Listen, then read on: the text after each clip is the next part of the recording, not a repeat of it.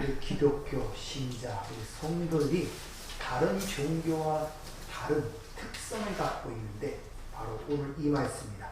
환난 중에도 즐거워할 수 있다는 거예요. 이건 세상으로 생각지 못할 일이죠. 어떻게 환난 중에 즐거워할 수 있는가? 그리고 하나님께서 이 역사의 존재 목적과 이유에 대하여 얘기하고 어떻게 첫 창조를 만드시고 하나님께서 이끌어 가실 것인가, 운행할 것인가를 내 단어를 통해 보여주고 있습니다. 환난을 통하여, 인내를 통하여, 연단을 통하여 소망을 이루는 그 여정을 이 역사 속에서 하나님이 운행하신다는 것입니다. 그러니까 하나님의 백성들은 이 여정을 통과하는 것이 신앙생활이라고 할 수가 있습니다. 근데 이런 내용들은 어제 오늘의 얘기가 아니라 하나님께서 이미 계시된 말씀, 성경의 첫 창조를 통하여 보여주고 있을 뿐만 아니라 그것이 구체적으로 이 역사 속에 어떻게 드러날 것임을 이미 창세기 2장 또 창세기 3장을 통해서 보여주고 있다는 거예요. 명확하고 분명하게. 그런데 우리가 거기에 귀를 기울이지 못하고 눈이 열리지 않음으로 말미암아 이 삶 속에 드러나는 하나님의 그 섭리의 손길을 이해하지 못하니까 그저 그냥 개인적 삶 속에서 경험되어지고 체험되어진 그걸 갖고 그 문제를 해결하고 보려고 하니 항상 답답하고 힘들고 불안한 것입니다. 왜? 인간의 예지 능력이라는 것은 내일 일을 알 수가 없어요. 그리고 과거도 지나왔지만 거기서 배운 경험도 미약하다는 것입니다. 왜? 그것을 통하여 영원한 것을 보지 못하고 그것도 땅에 속한 그냥 한 인격의 경험이나 체험으로 끝나버리기 때문에 가르침을 받지 못한다는 것입니다. 우리 인간의 짐승과 다른 점 중에 하나가 학습을 할 수가 있습니다. 그러니까 어느 한 단계를 통하여 학습하여 또 다른 단계로 나아갈 수가 있는 것이 짐승과 인간의 다른 점인데 인간들은 학습을 할 줄을 몰라요. 하려고도 하지 않고. 왜? 그것이 힘들거든요. 거기서 배운다는 것이. 그래서 공부가 힘들고. 그래, 공부가 쉬운 것 같은데 학교에서만 하는 공부만 공부가 아니라 여러분의 삶이 지금 공부란 말입니다. 언제 살아봤습니까? 그 나이를 살아봤습니까? 자식을 미리 키워봤습니까? 경험이 없잖아요. 여러분이 지금 공부하는 건, 근데 거기서 그런 공부, 학습을 통하여 배워야 되는데, 어떤 교훈을 얻어야 되는데, 그걸 모르는 거예요. 이것이 우리 삶 속에 어려운 가운데 자유롭지 못하고, 오늘 이 말씀대로 환난 중에 즐거워하지 못하는 이유 중에 하나라는 것을 우리에게 보여주고 있습니다. 이와 같이 창세기 3장에 보면 하나님께서 이 역사를 어떻게 경륜해 가실 것인가를 아주 잘 보여줍니다. 창세기 3장 14절 여호와 하나님이 뱀에게 이르시되 내가 이렇게 했으니 내가 모든 가축과 들의 모든 짐승보다 더욱 저주를 받아 배로 다니며 살아있는 동안 흙을 먹을지니라 이렇게 얘기해요. 살아있는 뱀이 흙을 먹는 뱀이 없지 않습니까? 그러니까 이건 어떤 상징적 의미를 전달하는 것입니다. 그 뒤에 보면은 인간에게 아담과 하와에게 너는 흙이니 흙으로 돌아가라 그러죠. 근데 그 흙이 뱀의 먹이가 된단 말입니다. 똑같은 아파르, 먼지라는 티끌이라는 단어가 똑같이 거기에 사용되고 있단 말입니다. 그러니까 하나님께서는 의도적으로 사람이 마귀나 죄를 지배하는 것이 아니라 마귀나 죄에게 지배당하도록 의도적으로 그렇게 설정해 놓으신 거란 말입니다. 인간은 절대 죄를 이기지 못하고 즉 마귀를 이기지 못한다는 것을 이미 창세기부터 우리에게 가르쳐주고 있다는 것이죠. 왜 그렇게 설정하셨는가? 사도 바울은 그 이유를 명확하게 밝히는데 갈라디아 3장 22절 이걸 표준 세번역으로 말씀드리죠. 그러나 모든 성경은 죄 아래 갇혔다고 말합니다. 그것은 약속하신 것을 예수 그리스도로 믿는 믿음에 근거하여 믿는 사람들에게 주시려고 한 것입니다. 이걸 쉬운 성경어로 보니까 더 좀 쉽게 해석되는데 성경은 곧 온 세상을 죄 아래 갇혀있다고 선언합니다.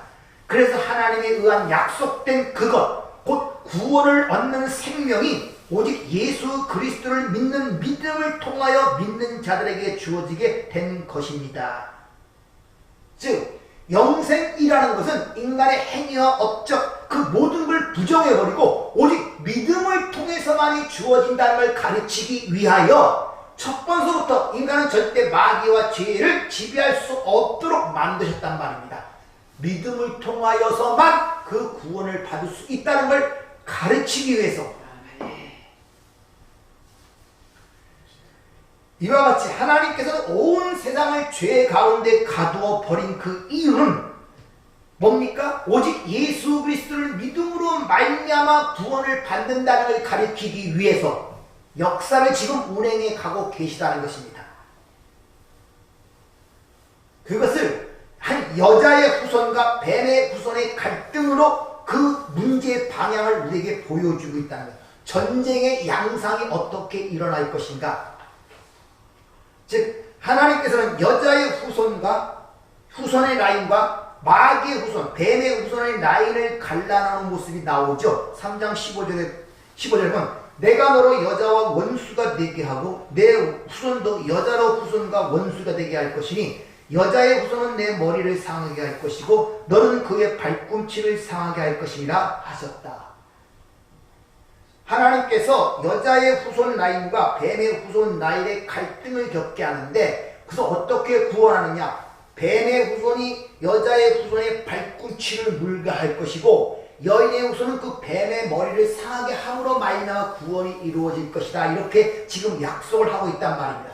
여기서 잘 이해하셔야 돼요. 뱀이 기껏해야 발꿈치를 부는데 그건 치명적인지 않으니까 이 속에 더 큰 힘으로 아예 그 머리를 박살내서 이긴다는 것이 아니라 뱀의 여인의 후손의 발꿈치를 물어 계속 그 피를 빨아먹음으로 말미암아 그 여인의 후손이 죽음을 통하여 그 죽음을 이기도록 만든다는 뜻인 것입니다. 뱀의 머리를 그렇게 상하게 한단 말이에요. 그러니까 죽음을 이긴 것은 다른 것이 아니라 죽음을 통하여 그 죽음을 이기게 만든 거예요. 그러니까 성도들은 평생 뱀에 의하여 그 후손들은 피를 빨리는 상황을 가려는 죄를 이기지 못하는 상황. 근데 그렇게 죽음으로 말미암아 그걸 이기도록 만든 것이 십자가의 사건이란 말이야. 근데 세상적 시각으로 볼 때는 뱀의 후손이 이기게 보이잖아요. 이기게 보이잖아요, 그것이. 그러니까 십자가에 달린 강도도 당신이 구세주라면 거기서 내려와야지 왜 맥없이 약하게 거기에 박혀있냐고 한 강도는 그렇게 외치는 모습이 성경에 기록되어 있잖아요. 세상의 관점에서는 그게 이해될 수 없어요. 뱀의 후손이 승리하는 것으로 보인단 말입니다.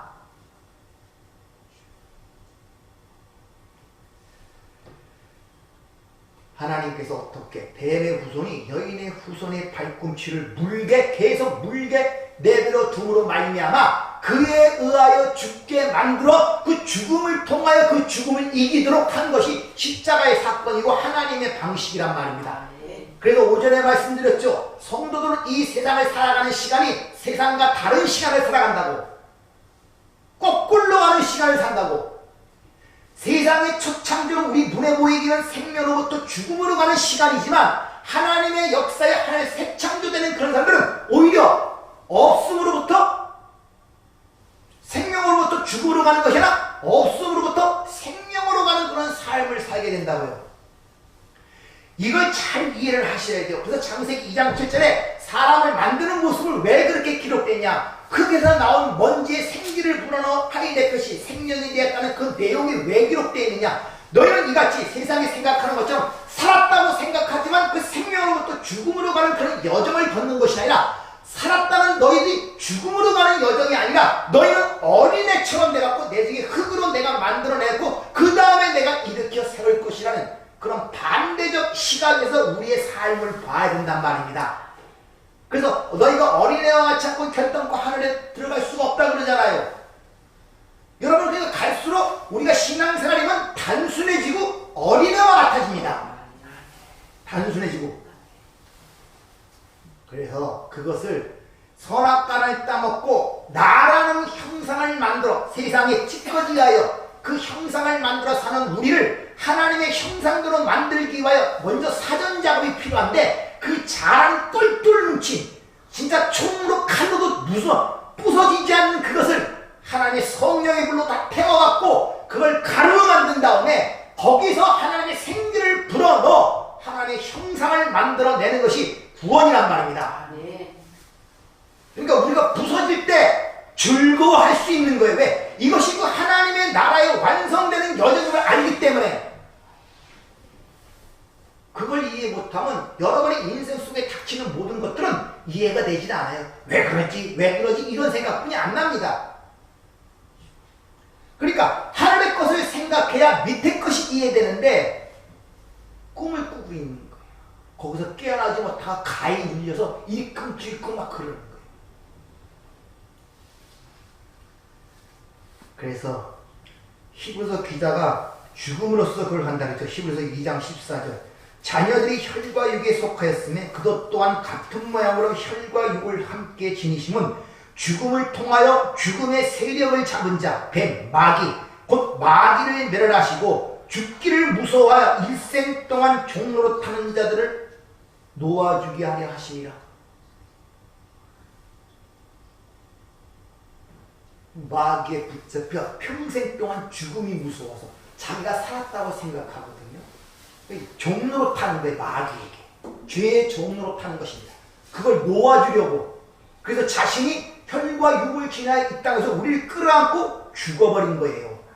그 마귀에게 십자가에 못 박혀 죽었단 말입니다. 그것이 눈이 열리지 않고 소경인 자들에게는 세상의 관점으로는 지는 것으로 보인단 말입니다. 어리석게 보인단 말입니다. 미련하게 보인단 말입니다. 이 십자가가. 근데 하나님의 은혜에 눈이 열린 자는 그것이 구원의 길이고 생명의 길임을 깨닫게 되는 거예요. 그래서 즐거워할 수 있는 것입니다.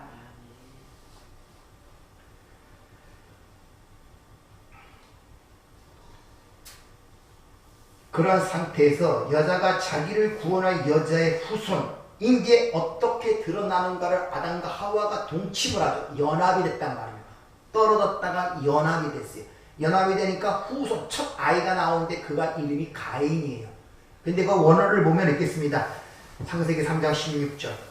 여자에게 이르되 내가 임신하는 고통을 크게 더하리니 내가 수고하고 자식을 낳을 것이며 너는 남편을 말하고 남편은 너를 다스릴 것이니라. 이렇게 얘기를 합니다.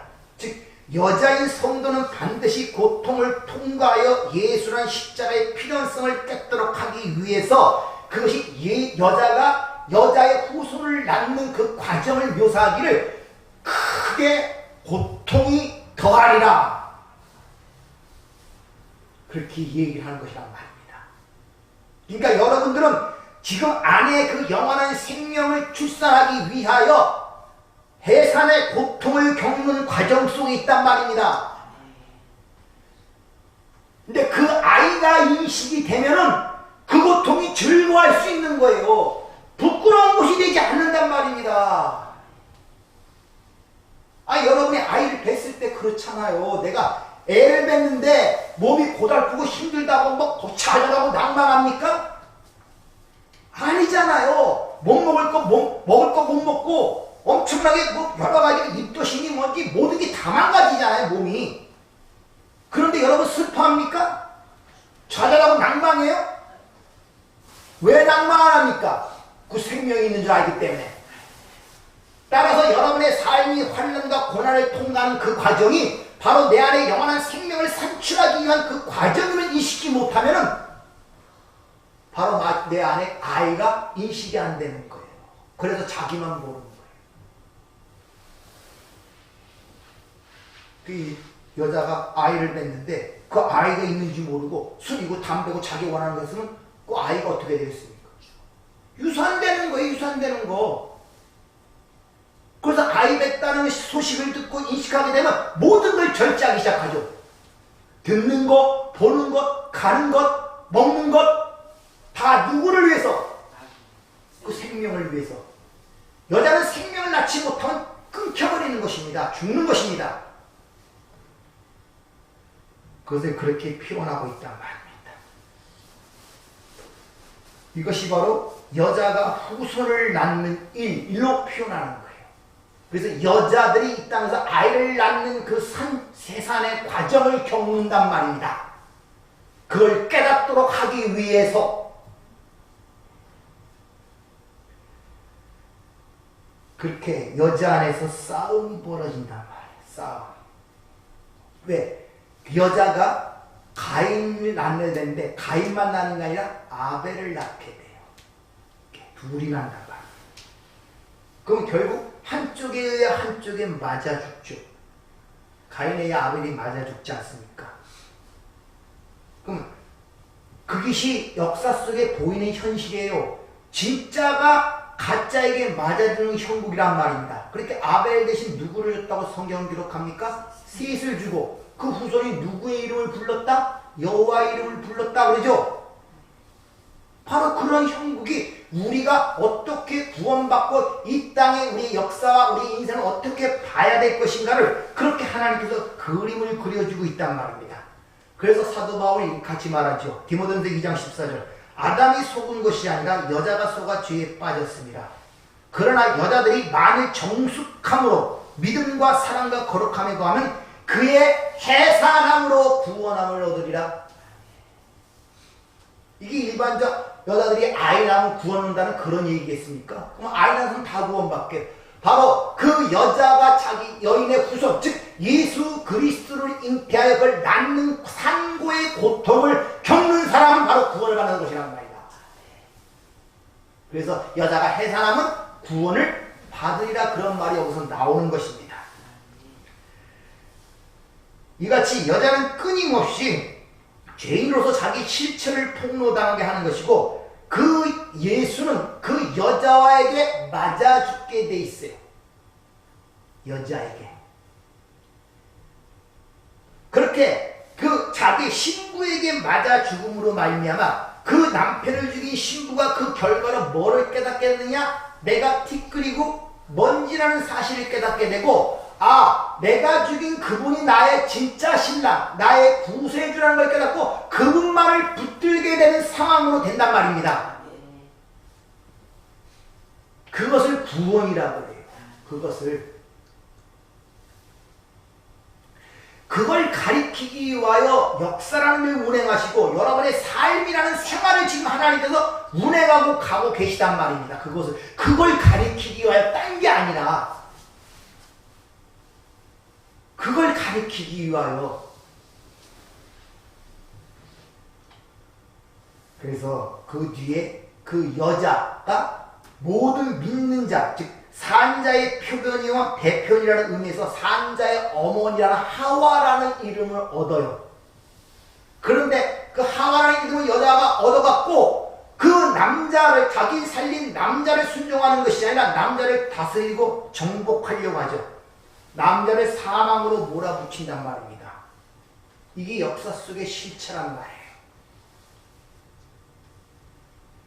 그러니까 흙에서 나온 신부는 자기 남편을 계속 죽음으로 몰아붙이게 돼 있어요. 죽을 때까지.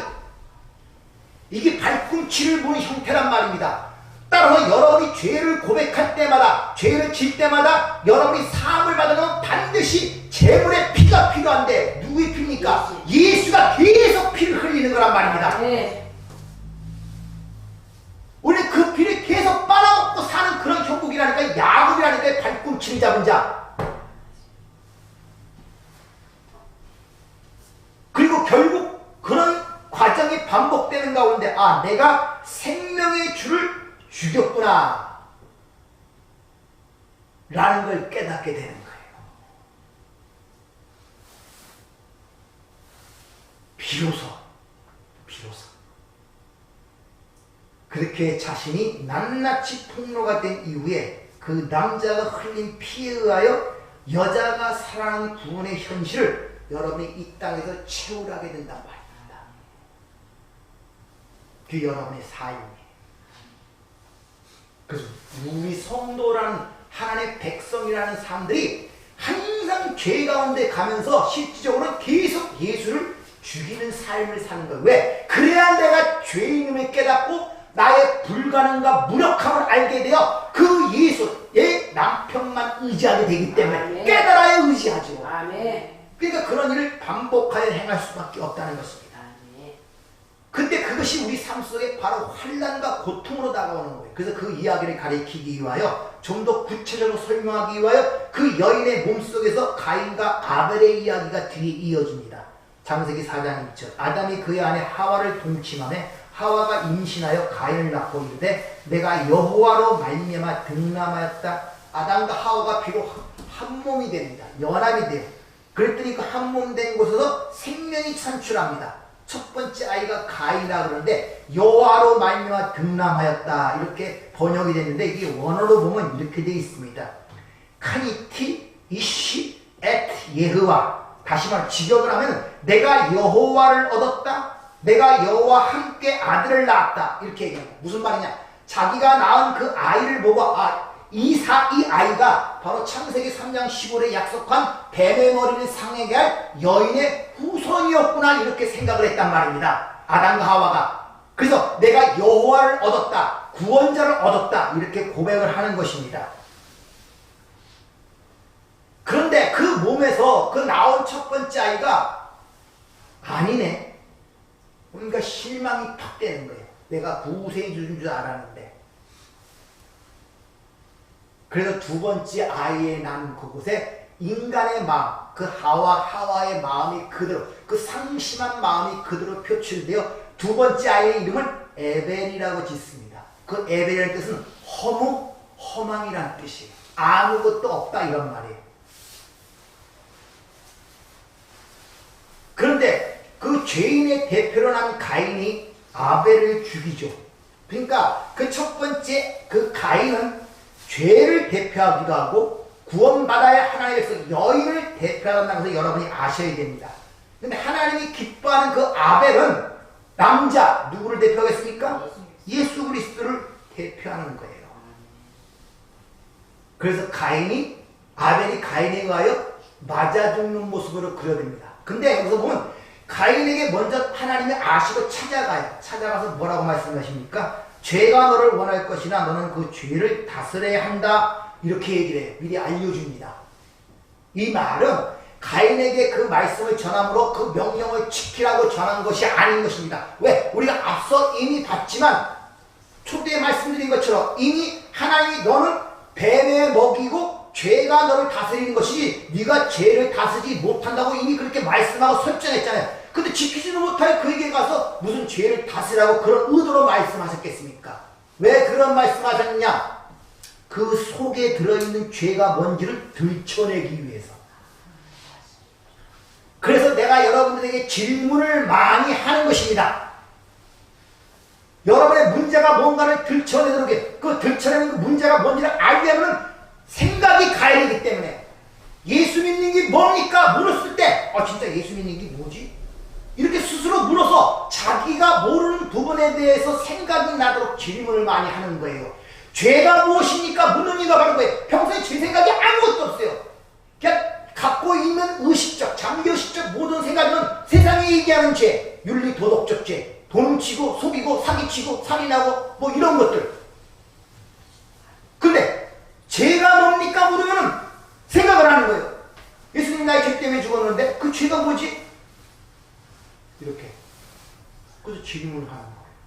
그래서 환난이라는 단어, 인내라는 단어, 연단이라는 단어, 이런 단어들을 왜 그렇게 복잡스럽게 상세하게 여러분이 설명하고 있는 이유가 바로 거기 있단 말입니다. 여러분은 환난을 생각하는 것도 다 다른 방향으로 생각하고 있잖아요. 세상에서 먹고 못 사는 것, 병들고 힘든 것, 남에게 모욕당하는 것, 이걸 환난이라고 생각하고 있어요. 인내라는 건 남이 계속 두드려도 오래 맞다 보니까 맷집이 좋아져가지고 괜찮아. 이걸 인내라고 생각하고 있잖아요. 연단도 마찬가지 않습니까? 그런 의미로 성경에 볼 보니 거기서 무슨 생수를 내가 먹을 수가 있고 힘을 얻을 수가 없잖아요.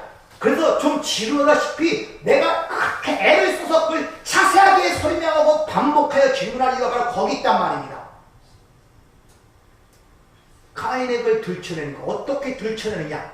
바로 예배의 문제를 통하여 그 안에 속에 죄를 들춰내고 있다는 것입니다. 왜? 어떻게 들춰내냐? 아벨의 제사는 받고 가인의 제사는 안 받아요. 왜 그렇습니까? 내가 원하는 쪽이 이거라 얘기했더니 그 가인에 숨겨있던 죄성이 드러나고 있단 말입니다. 이 말은 뭐냐? 바로 내 제사예요. 하나님이 원하는 제사가 아니라. 그러니까 평소에 똑같이 예배를 이렇게 드리고 있단 말이에요. 몰라요. 다 똑같은 행동, 똑같은 장소, 똑같은 찬송을 부르고 똑같은 말씀을 듣고 있단 말입니다. 다 예배 드리고 있어요. 그러다 어느 한 문제에서 지적을 하고 죄라는 문제를 지적해서 그 순직은 속에서 벌써 달라지게 돼 있단 말입니다. 그럼 내가 지금까지 한 것이 뭐야? 난 열심히 했는데 그게 드러나는 거예요. 그래 나는 아무것도 못했어. 이것도 하나님 은혜로 그나마 한 것이지. 이런 사람이 있고 한쪽은 내가 그렇게 열심히 하고 전도도 하고 뭐도 했는데 그러면 이게 아무런 효용이 없단 말이야. 그럼 내가 놀고 먹어도 돼? 이런 식으로 되고 속에 잘못된 예배, 그 죄성이 그대로 폭로가 되는 것입니다. 노아의 홍수 이후에 세 아들이 있었는데 이 세 아들이 신성을 잘 몰라요. 하나님께서 노아를 술 먹여서 취하게 만듭니다. 포도주에. 그랬더니 세 명의 아들의 특성이 거기서 드러나요. 아버지의 실수로 세 명의 죄성이 드러나단 말. 두 명은 뒤로 가서 그를 덮어주는데 한 명은 나가서 떠들어대는 거예요. 아버지의 실수로 그 세 명의 생각이 드러나게 되어 있단 말입니다. 그러니까 주위에서 누가 실수를 하거나 잘못할 때 조심하셔야 돼요. 그 잘못하는 사람이 중요한 것이 아니라 그를 통하여 나의 뭐를 드러내기 위해서.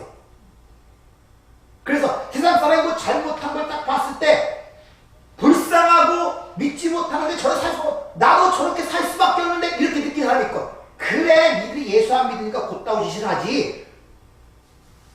그 사람의 실수로 나의 바리새인이 드러나는 것입니다.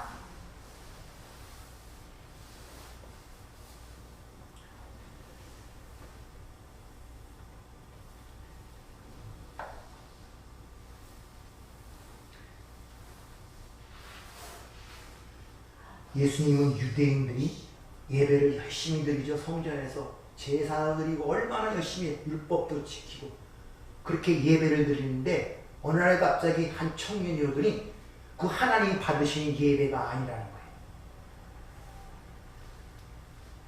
그리고 나를 통해서만이 예배가 된다고 얘기를 하니까 그리고 그 대표적으로 성전을 헐라버리니까 대번 속에서 살인자의 특성이 나오죠. 그래서 예수를 죽인 거예요.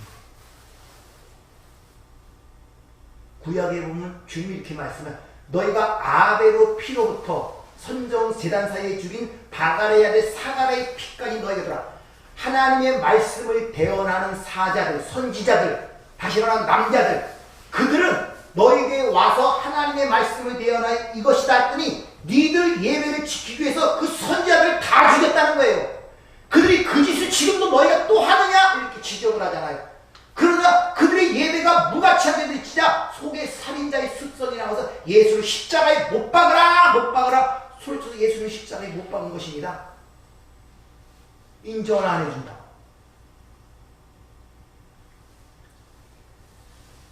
그러니까 처음부터 가인은 살인자였단 말입니다.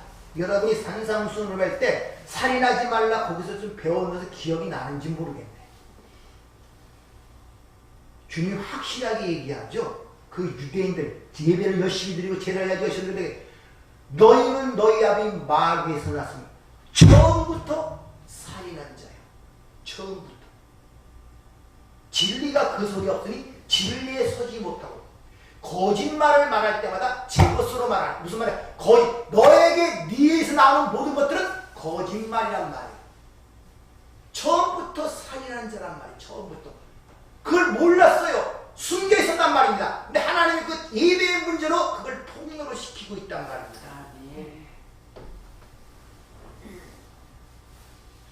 그러니까 처음부터 가인은 자신이 살인자라는 실체를 교묘하게 제사로 감추고 있었던 거예요. 제사를 드린다는 것은 죄에 대한 것이거든요. 죄를 사함받기 위해서 제사를 드리는 거예요. 그러니까 가인과 아벨이 제사를 드렸다는 것은 죄 사함을 받기 위해서 드린 것, 죄가 있었단 말입니다. 근데 실제 그 안에 자기가 살인자라는 그런 의식과 죄인의 의식 속에 들여서 드리는 제사가 아니었음을 하나님께서 그 속에 있는 그것을 밝혀내시고 들춰내시는 거예요. 그러자 가인이 아벨을 죽여버리죠. 너 때문에 바로 아벨은 유대인들에 의하여 죽임을 당한 예수 그리스도의 모형이었단 말입니다. 그러니까 여자가 남자, 즉 가인의 아벨에 의하여 맞아 죽는 거예요. 그 아벨을 죽인 가인이 누구겠습니까? 나란 말이에요. 나. 그래서 주님께서 오셔서 거듭난 다음, 즉 요한복음 3장 바로 다음에 무슨 얘기가 나오냐? 예배의 얘기가 나오는 거예요. 하나님께서 그래서 예배하는 자를 찾는다는 얘기가 나오는 거예요. 영과 진리로 예배하는 자를 찾는다는 얘기가 나오고 있단 말입니다. 아멘.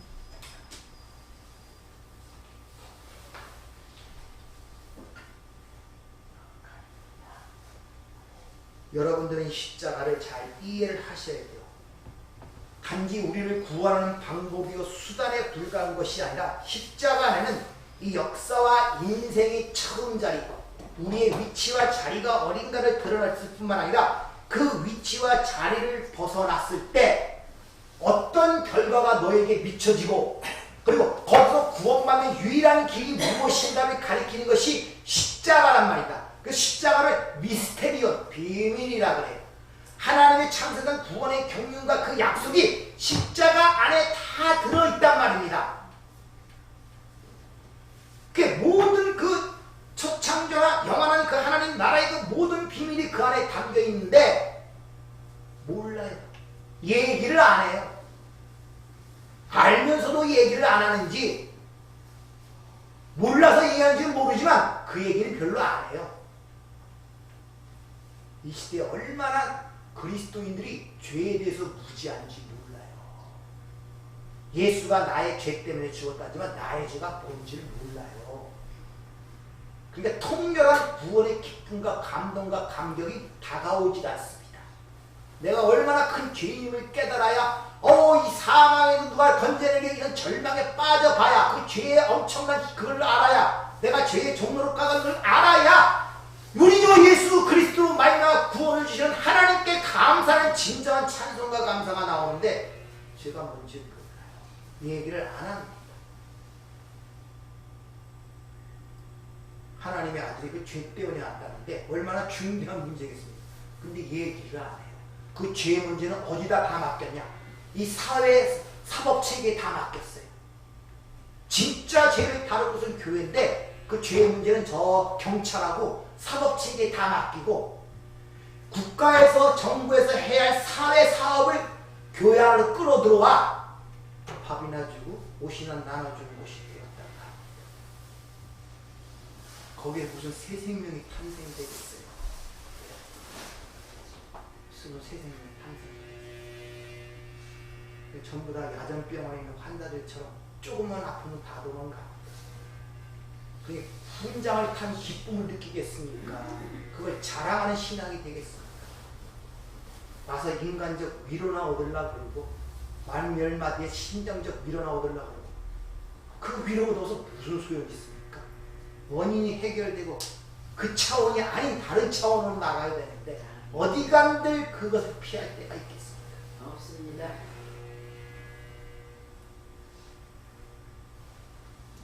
예수님은 십자가에 가시면류관을 쓰셨습니다.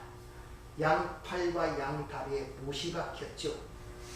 근데 예수님이 십자가 쓴 곳이 골고다의 이름이, 번역하면 성경이 번역가 되었어요. 해골, 머리가 십자가 박혀, 여기 가시면류관, 머리가 삭제했단 말은 사고 능력이 사라졌단 말이에요.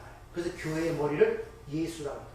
인간의 사고와 생각을 바꿔야 되고, 양손, 모든 행위와 능력이 손에서 드러나요. 그래서 하나님의 능력을 표현할 때 하나님의 손이라는 말을 해요. 발은 기동력을 표현합니다. 인간을 무능하게 만들었어요. 오체를 완전히 십자가에 못 박아버렸단 말입니다. 그런데 아이러니컬하게 인간의 능력과 노력으로 신에 도달하겠다는 불교, 힌두교, 이슬람교들이, 자력종교들이죠. 이들 순례들이 공통적으로 행하는 고행이 있는데 그게 오체투지예요. 오체투지. 3대 일보라고도 그렇게 얘기를 하죠. 이 원래 고대 인도에서 행하던 예법인데 불교에서 불법, 법보, 승보를 삼보라 합니다. 불보라는 것은 불자, 부처가 되는 걸 불보라 그러고 그 가르침과 교리를 법보라 그러고 그 가르침에서 탄생된 것을 승보라 그래. 이 셋을 삼보라 그러면서 그 삼보 앞에 그 존경을 표하기 위해서 자신을 무한히 낮춘다는 의미에서 바로 오체투지를 합니다. 오체는 양다리와 양손과 이마가 땅에 닿아서 자신을 가장 낮추는 거예요.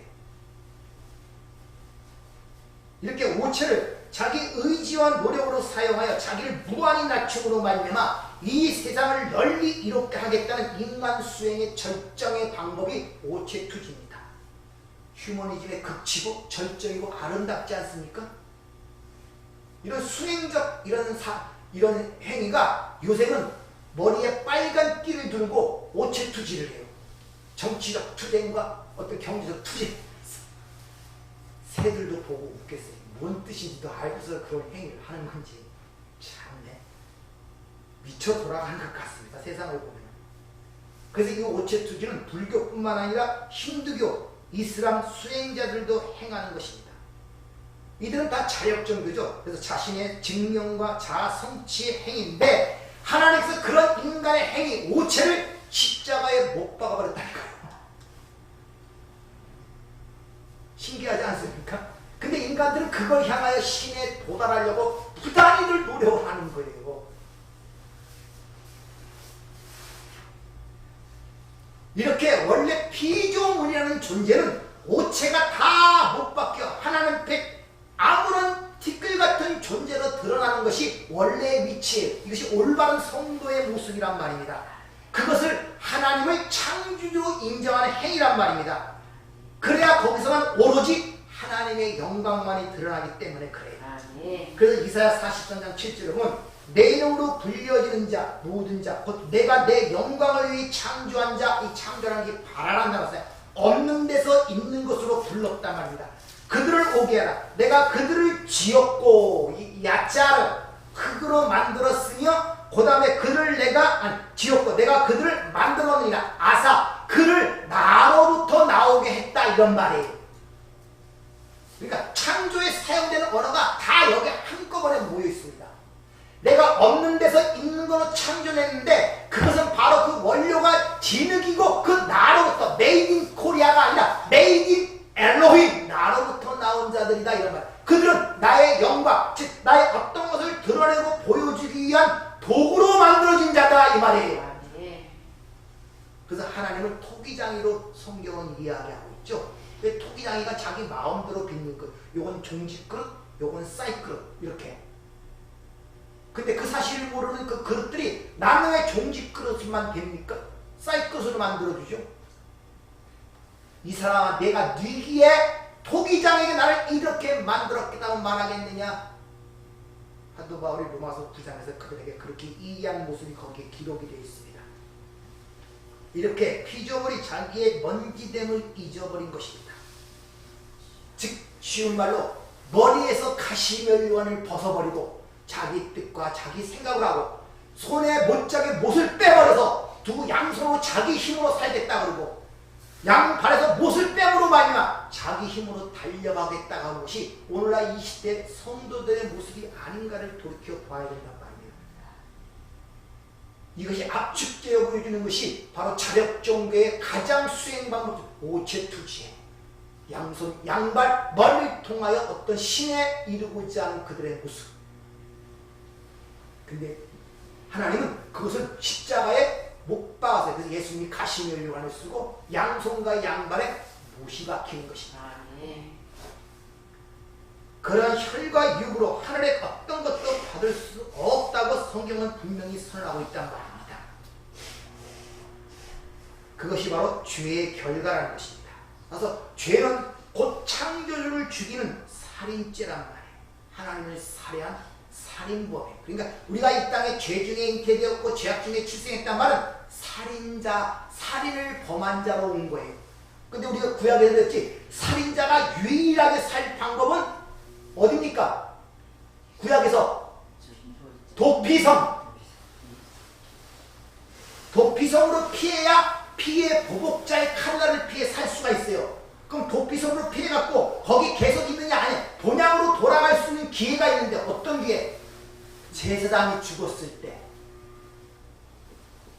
본향으로 돌아갈 수 있어요. 그럼 지금 우리는 어떤 여정 속에 있습니까? 우리의 대장 예수가 죽었잖아요. 우리는 죄악 중에 잉태되고 죄의 살인죄로 이 땅에 와갖고 우리 하나님의 백성들은 그 예수라는 도피성으로 피했는데 그 예수가 우리를 끌어안고 죽음으로 말해 본향으로 가는 여정 속에 있는 게 저와 여러분의 지금 신앙생활이란 말입니다. 여러분들.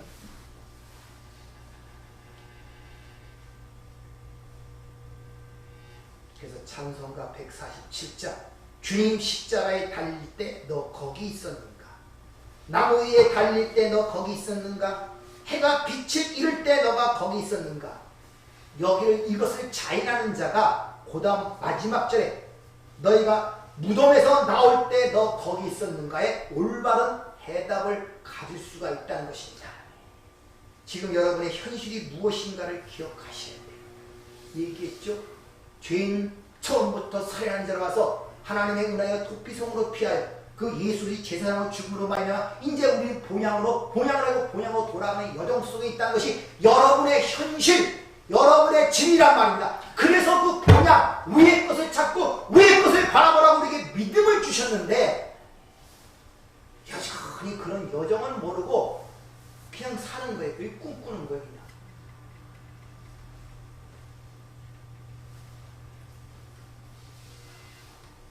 그런데 그 보지 못하고 바라는 것들이 여러분의 현실이 되려면 뭐가 있어야 됩니까? 믿음이 있어야 되는 거예요. 왜? 믿음으로 보는 거, 믿음으로 실상을 증거로 갖는 거니까 믿음을 구하세요. 아멘. 근데 그 믿음은 그리스도의 말씀으로 말미암다고 얘기를 하고 있단 말이에요. 그러니까 말씀을 가까이 하시란 말이에요. 아멘. 근데 그 말씀이 지식적으로 알아지는 것이 아니라 그것이 살아 역사하는 삶이 돼. 다시 말하면 인격적으로 그 말씀 속에서 인격적으로 그 하나님의 음성과 하나님을 만나야지 내 삶의 변화를 가져올 수 있는 거예요. 아멘. 그래서 여러분들이 그렇게 인격적으로 만날 때 이 역사라는 꿈에서 깨어 영원한 진짜 현실 속으로 점차 들어가게 된단 말입니다. 그래서 꿈에서 깨라고 이야기를 하고 너희 구원이 믿을 때보다 가까웠다고 하는 이유가 거기 있단 말입니다. 이 지금 모든 것은 우리가 아직도 거울로 보듯이 희미하게 볼 수밖에 없는 게 현재의 상황입니다. 그러나 주님 오실 때 얼굴과 얼굴을 대만하여 확연히 보게 된다 그러죠. 모든 것이 선명해진단 말입니다. 그래서 성도들의 기도는 주 예수여 어서 오시옵소서 이렇게 성경의 마지막 계시록 22장에 그렇게 성경을 마무리 짓는 것입니다. 여러분들이 모쪼록 꿈에서 깨어나 현실 그 진리의 속으로 들어가 하나님이 주시는 은혜 가운데 살아가기를 부탁을 드립니다. 은혜롭고 자비로우신 아버지 하나님, 우리의 인생 속에서 하나님이 하시는 일들을 우리는 다 알지 못하지만 그러나 당신의 백성들의 정한 분량 만큼 알려주시기를 원하시는 걸 압니다. 우리가 잠시만 거기에 신경을 쓰고 잠시만 그것을 바라볼 때 충분히 알 수 있지만 그러니 이 세상이 흘러가고 떠내가는 대로 너무나 많은 자신을 방임할 때가 너무나 많습니다. 마귀는 이런 사실들을 알기에 여러 가지 사건과 환경과 여건을 통하여 꿈에서 깨지 못하도록 계속 우리를 미혹하고 유혹하는 가운데 있습니다.